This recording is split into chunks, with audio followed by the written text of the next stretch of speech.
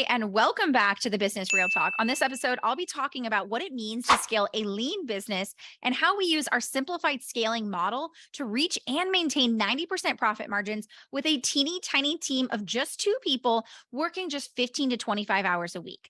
Now, let's get real. Now, to get started, I know it's been a hot minute since I've last been on here with you. And what I want to share with you is that we've been really busy behind the scenes.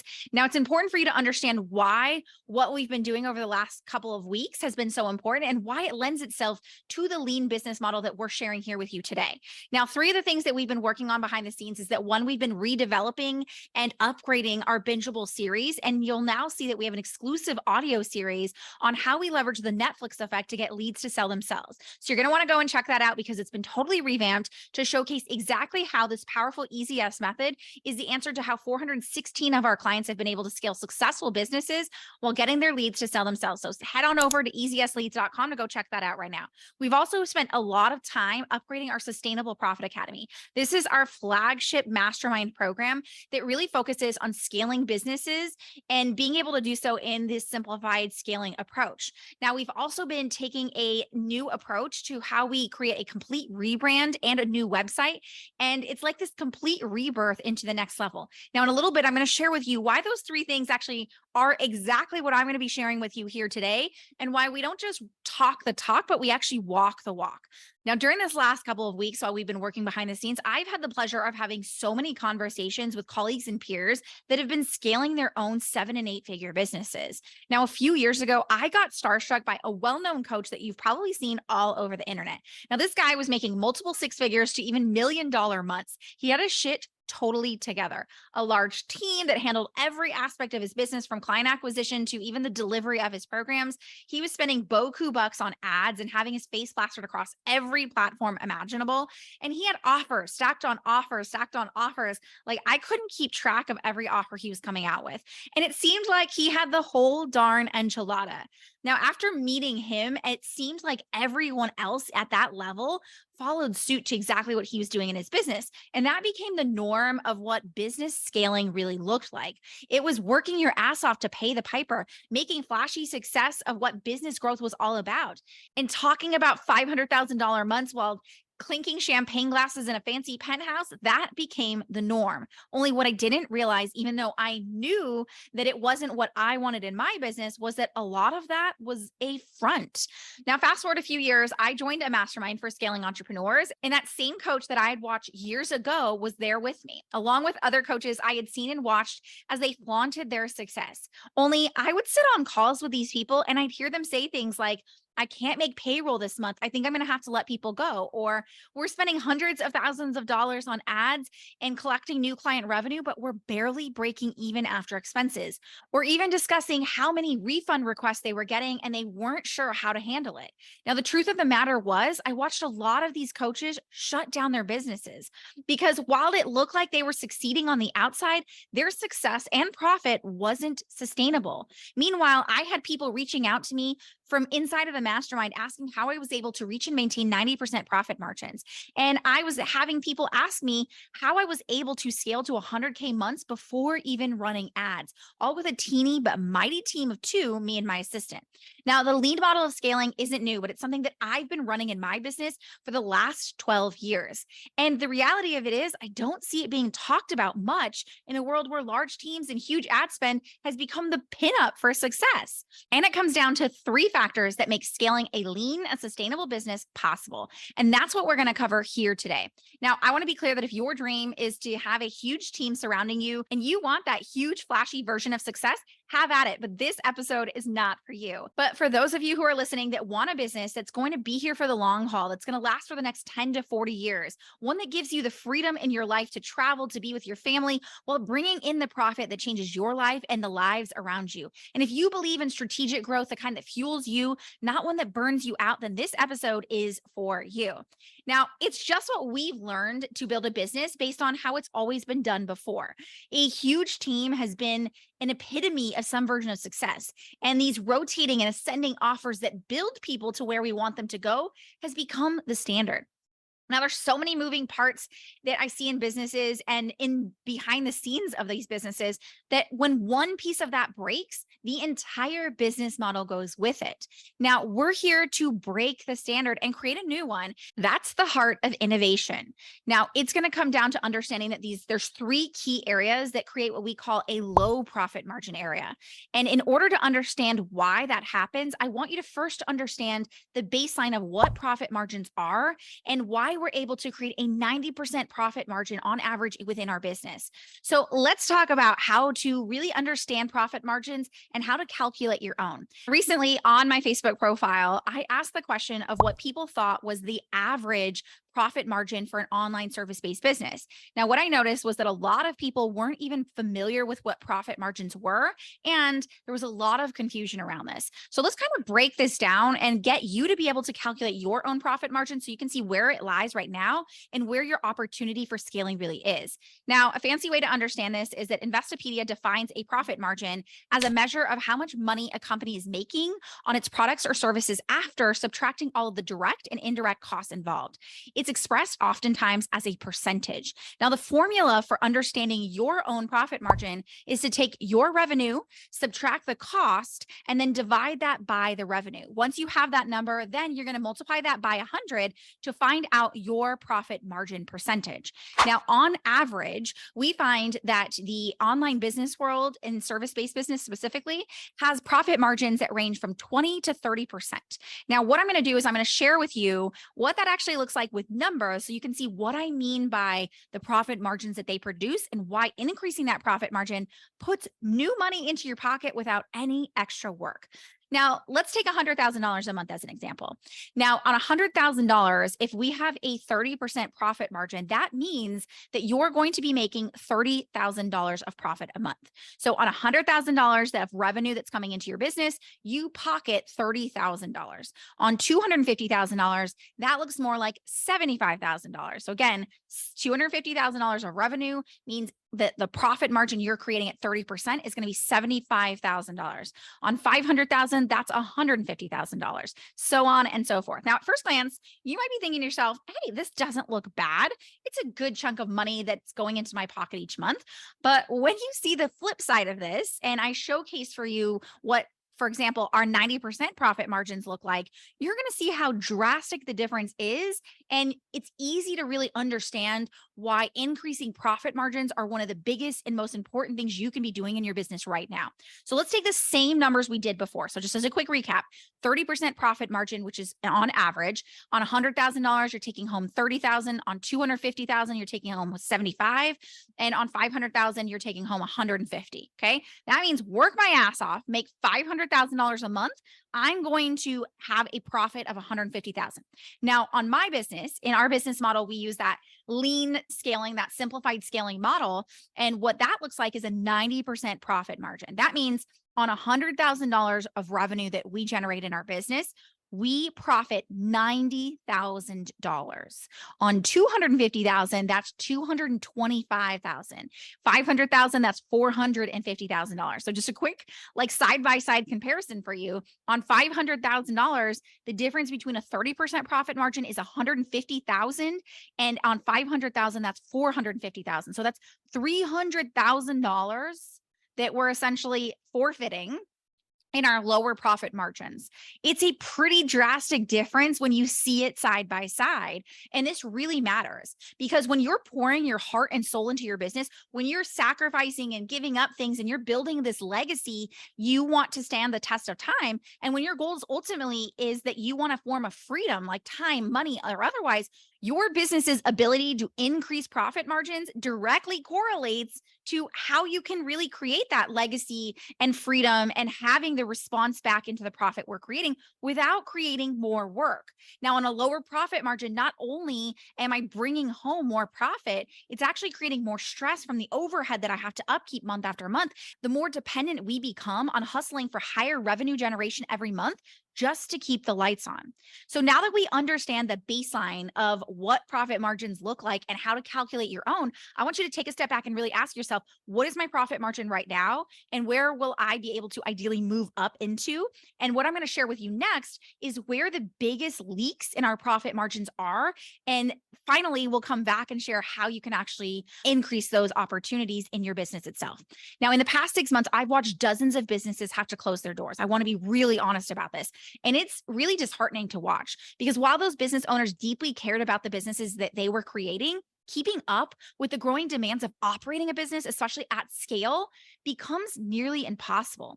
Now, in order to understand how we can run a lean business model that doesn't require us to constantly have to hustle and doesn't drain all of our resources, we need to understand those big profit leaks that keep businesses either stuck at the level that they're at and can't break out of, or even just struggling to maintain the level of growth that they've created.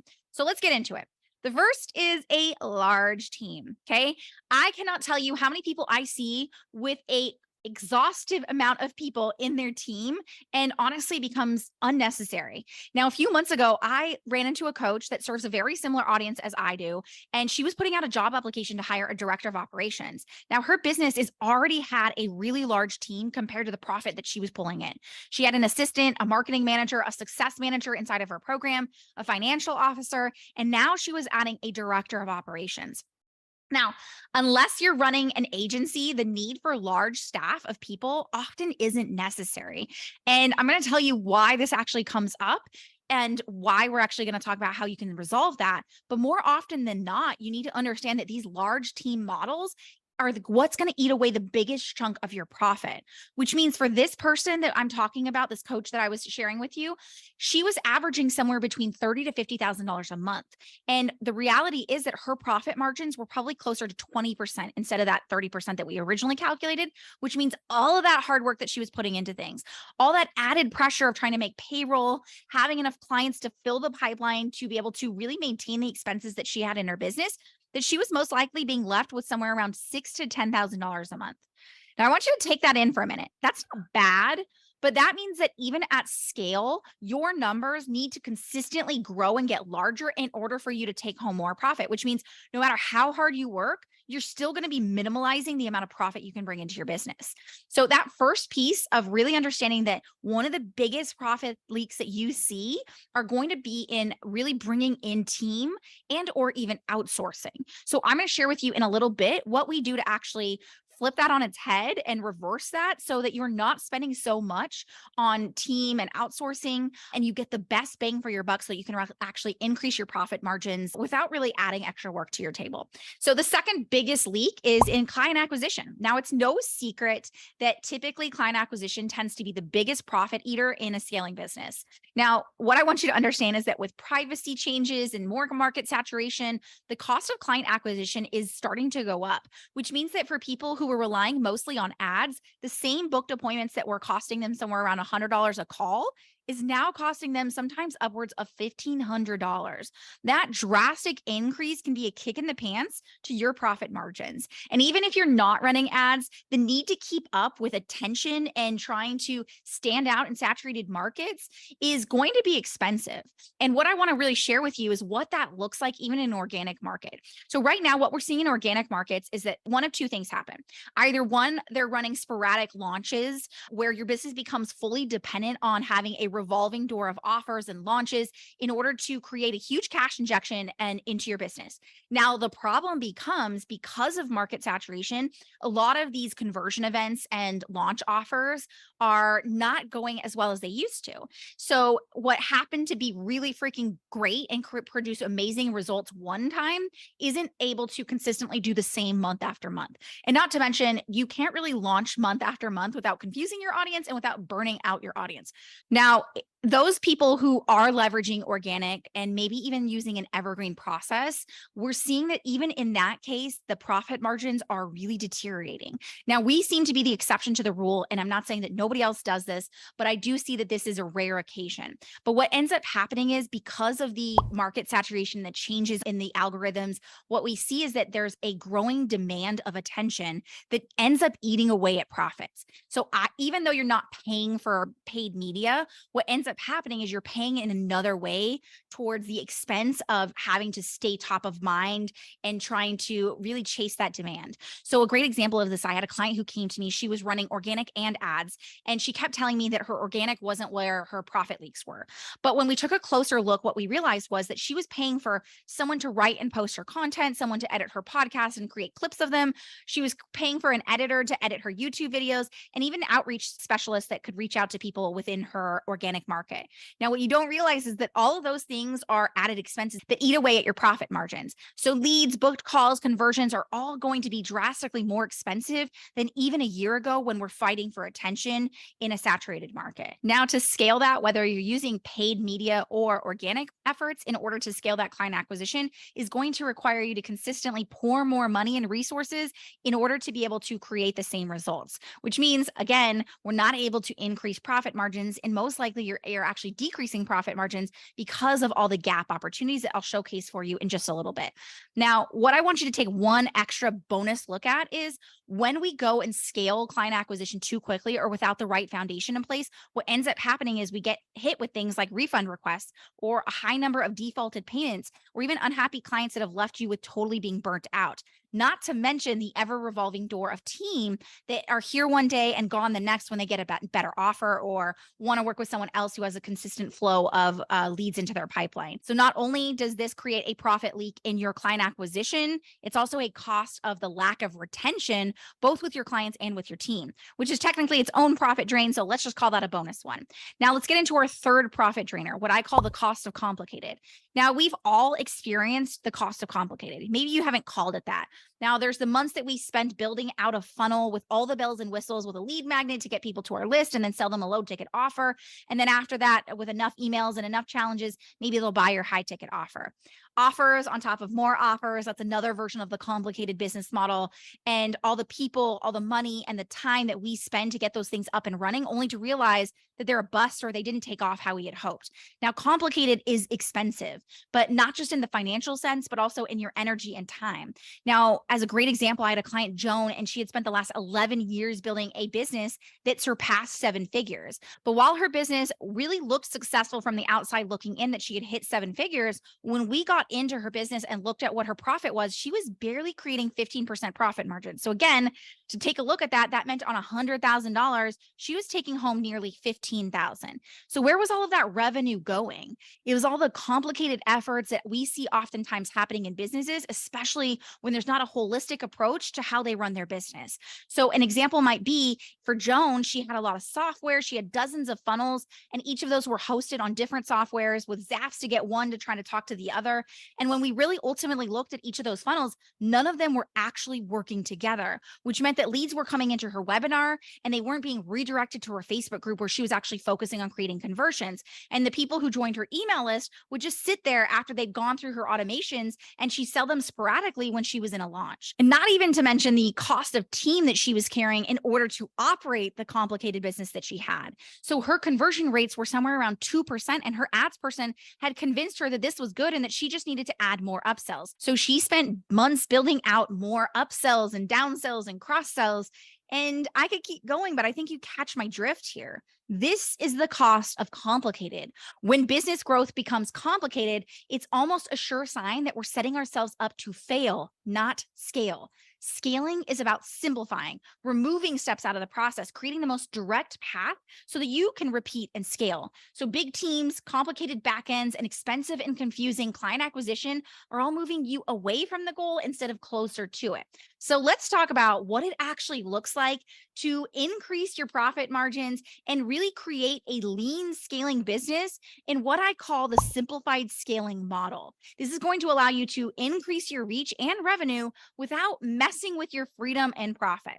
So let's start with team. We all know that team becomes important, especially when we're at a point where our business needs to grow. But what a lot of people don't realize is they bring on team, whether that's outsourced or offloaded, and they bring them on before they're actually ready, which means that we're creating a frivolous expense in our business before we're actually ready for it. Now, I know this is what everyone else is saying the opposite of, because they tell you that you should outsource as much as possible in your business, especially if you want to be a CEO. But the reality is, a CEO knows to operate their business where it's going to be the most profitable for them. So let's talk about how you can actually develop and integrate team into your business model, but doing so in a way that doesn't hit your profit margins and doesn't take you down in the meantime. Now, what most people do is they jump straight from an action that they want replaced and offload that or outsource that to somebody else. So I want to give you an example. Imagine that you hire a social media manager, okay? Because you're frustrated, you hate running your social media content, but the problem is you don't have a strategy in place when you bring on a social media manager. Now, what ends up happening is that you bring on that person and they start posting content.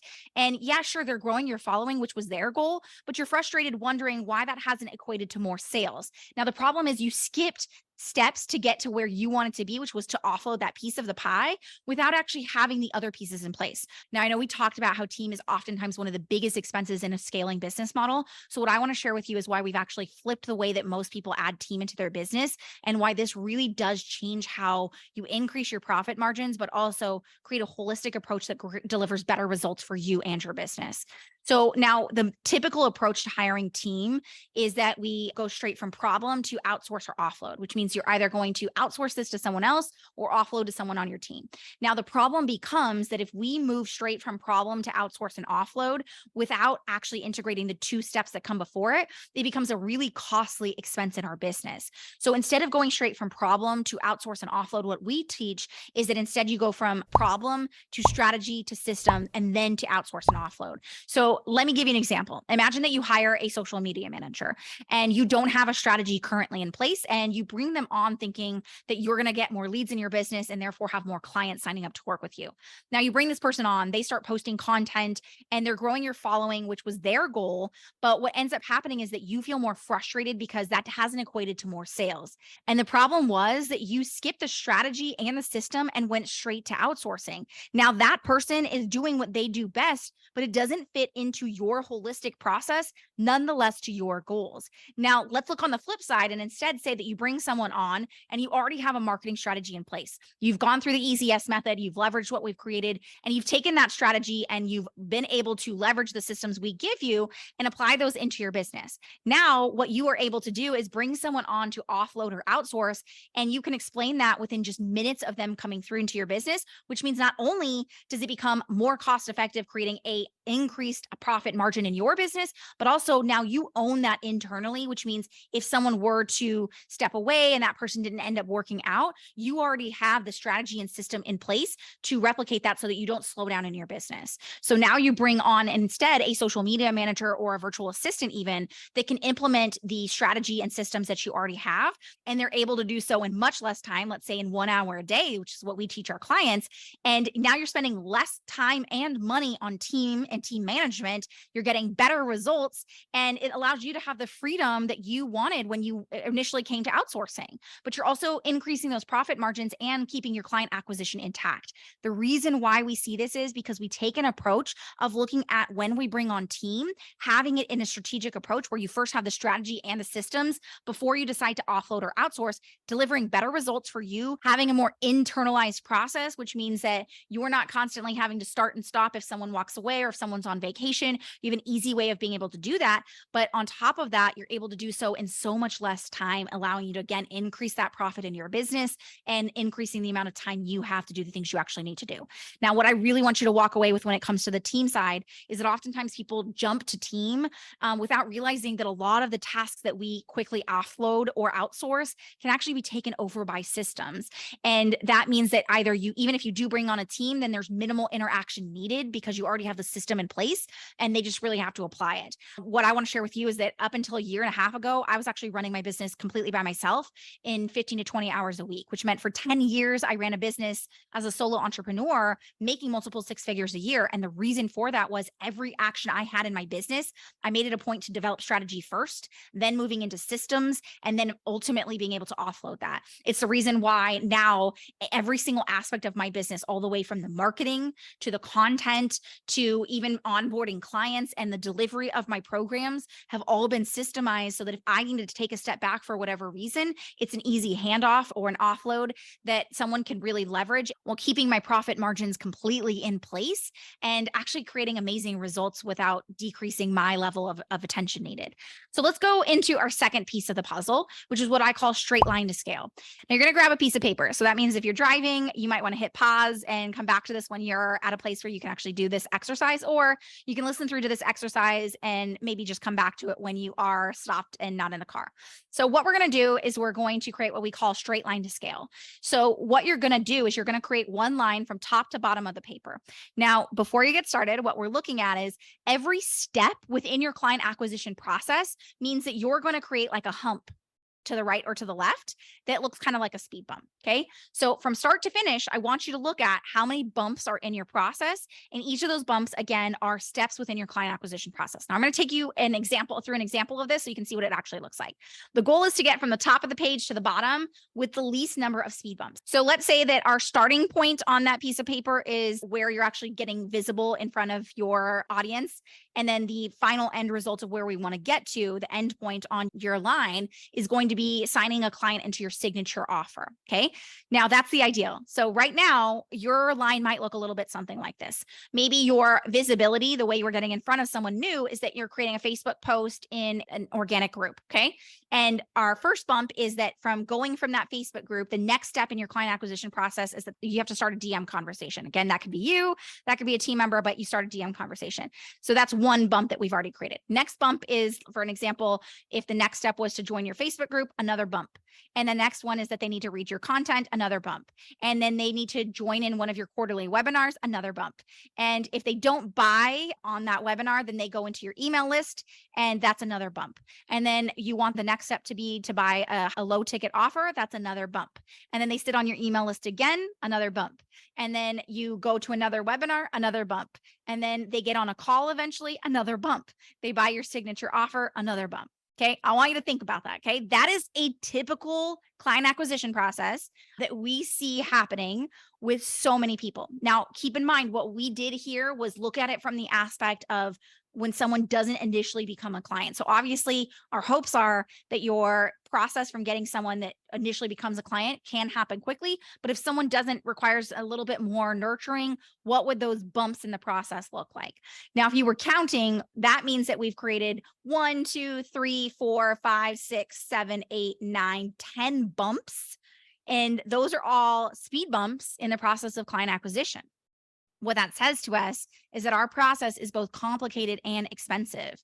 Your goal is to do this with the least amount of speed bumps in that process. Because when it comes to scaling lean, you want to remove as many speed bumps, AKA breaking points, as possible. Because speed bumps are oftentimes either where we then need to integrate team, or we need to integrate something more expensive within the process in order to solve for that problem.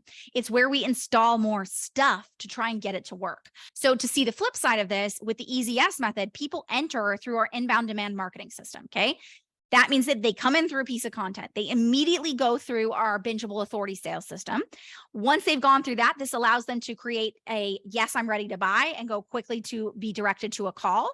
And people who are not ready to buy get put into our one-touch content system. This system is simple and straightforward and just uses 3 to 4 pieces of content a week to create weekly client acquisition opportunity that moves people to simply and quickly buy. Okay. No downsells, no upsells, no complicated ascension models, no need for a huge team to chase people around, because our system does the heavy lifting. Now, we started with the strategy in mind. Okay. We understood how and why people buy, and we baked that into every step of the client acquisition and retention process using our mimic decision-making process. Okay.